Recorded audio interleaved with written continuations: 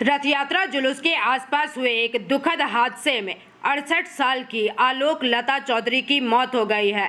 यह हादसा गुरुवार दोपहर दुर्गापुर के इस्पात नगरी में राणा प्रताप रोड से सटे इलाके में हुआ। इस घटना से इलाके में सनसनी फैल गई है। स्थानीय सूत्रों के मुताबिक इस्पात नगरी के राणा प्रताप रोड की रहने वाली आलोक लता चौधरी आज दोपहर करीब 1 बजे आशीष मार्केट से घर लौट रही थीं। उसी समय इलाके में इस्कॉन रथ यात्रा का जुलूस चल रहा था।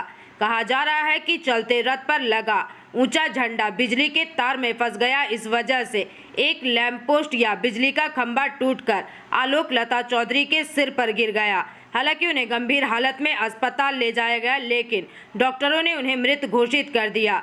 चश्मदीदों का दावा है कि हादसा और भी भयानक हो सकता था, क्योंकि हादसे के समय सड़क पर कई लोग मौजूद थे। मृतक के पति रवि नारायण चौधरी ने इस बारे में जानकारी देते हुए अपनी बातें रखी। वहीं घटना की खबर मिलने के बाद पुलिस मौके पर पहुंची और जांच शुरू की। हादसे का असली कारण और क्या कोई लापरवाही थी, इसकी जांच की जा रही है। কারণ ও ওই দুপুর 1টা নাগাদ বাড়ি থেকে বেরিয়েছিল এবং সেটা আমার ধারণা যে ওই ইসকনের ওই রথের ওখানেই গেছে। আর এই তো বাড়ির কাছে আমার এটা। হ্যাঁ, দড়ি টানা হোক, এমনি দেখা হোক, দড়ি টানতেও যাবে না, ও শরীরের সেই পজিশান নেই। এমনি দেখতে এনজয় করতে গেছে, প্লাস বাজারও হয়তো ওষুধের দোকান টুকটাক এটাও থাকতে পারে। কারণ যাওয়ার সময় গেছে, আমি এই দেখেছি এই পর্যন্তই। এরপরে যা ঘটনা সব কিন্তু আমরা লোকমুখেই শুনছি। এইবারে লোকমুখে যেটা শুনছি, অনেক প্রত্যক্ষদর্শী, একজন প্রত্যক্ষদর্শী আমাদের এই সামনেই থাকে, কাছাকাছি। তারা 3 জনেই দেখেছে, এ করেছে যে ওই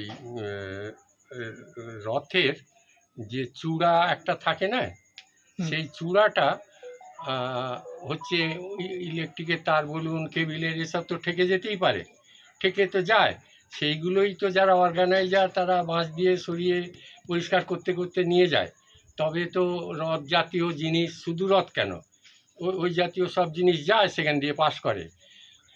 যে এখন ওদের বিবরণ অনুযায়ী ওদের গাফিলতিতে হচ্ছে ওই চূড়াটা ইলেকট্রিক পোলে, আর রথটা তো ভারী স্পিড আছে, মানে হেভি ওয়েট, তা সেইটা ইলেকট্রিক পোলটা ভেঙে গেছে।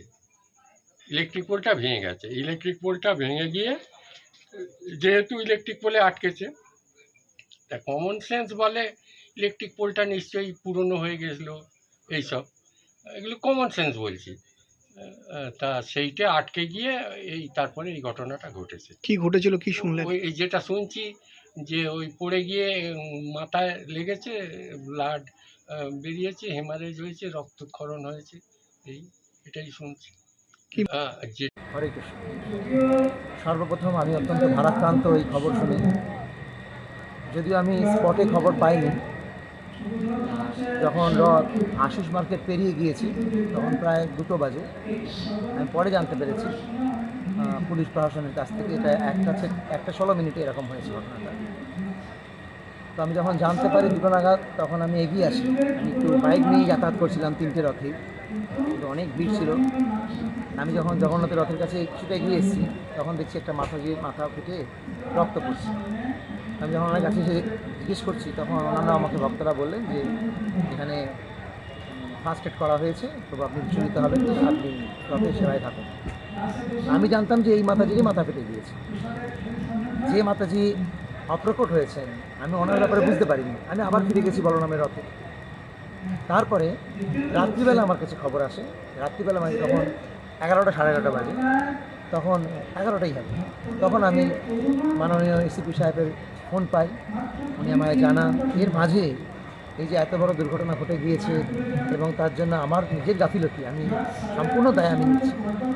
কারণ আমার উচিত ছিল যে নিজে সেখানে উপস্থিত থাকা। আমি লোকের কথা শুনে আমি ভেবেছিলাম যে হয়নি, আমি একটা অ্যাম্বুলেন্স পাঠালাম, অ্যাম্বুলেন্সে এসেছি, তো এতখানি পর্যন্ত ঠিক ছিল। তারপরে যখন এসিপি মহাশয় আমাকে ডাকেন, আমি তখন যাই, পুরো ঘটনাটা আমি দেখি এবং সিসিটিভিটাও দেখি।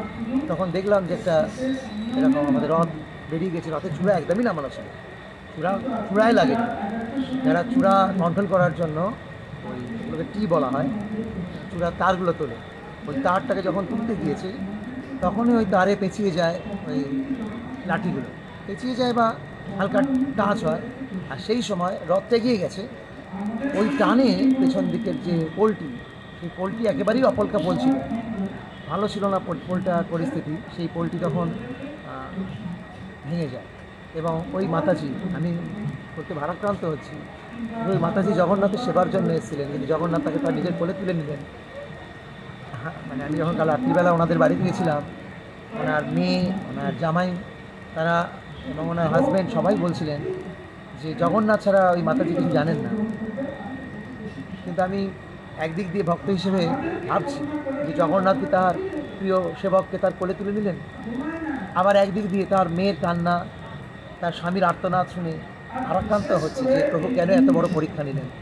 যে পরিবারের গেল তাকেও পরীক্ষা নিলেন আর আমাকেও পরীক্ষা নিলেন কৃষ্ণ। কিন্তু আমি তো ওই হারিয়ে যাওয়া মানুষটিকে ফিরিয়ে দিতে পারবো না, হাজার চেষ্টা করলেও ফিরিয়ে দিতে পারবো না। আমি সেই পরিবারের কাছে আমার ব্যক্তিগত এবং दुर्गापुर से निमाई दास की रिपोर्ट, PVTV न्यूज़।